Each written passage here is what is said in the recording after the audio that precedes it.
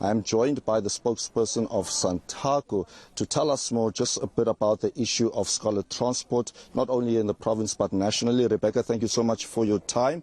Important conversations have been had since this incident occurred. As Santaco, how do you respond to these issues where scholar transport operators are accused of negligence?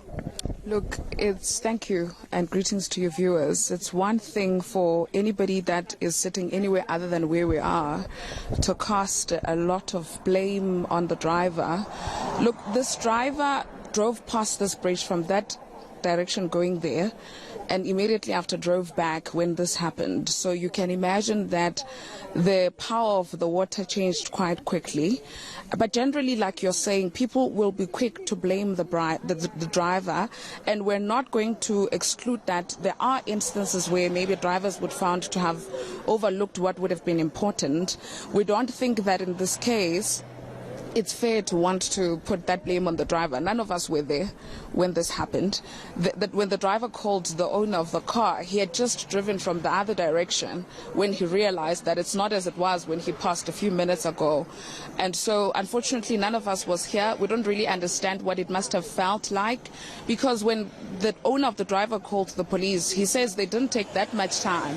But by the time they got to the site, the vehicle had already been washed over.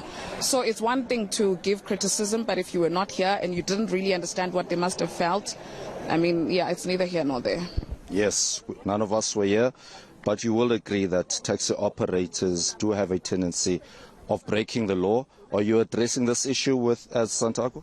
We certainly are. Look, we, through the Tlhokomela Road Safety Campaign, are collaborating with a number of partners, inclusive of the Transport Education Training Authority, because what we've realized is quite often when you speak about a driver having a PRDP, it is essentially just certification, the skill set that they have to know that you're not just driving yourself in this car, you're driving precious cargo. For instance, when you're talking about small children, you need to be a lot extra careful. So we do give them lessons with TETA, and we also do obviously engage with them as ourselves, because sometimes when they hear from their leaders, they tend to listen. We definitely do address these things with them.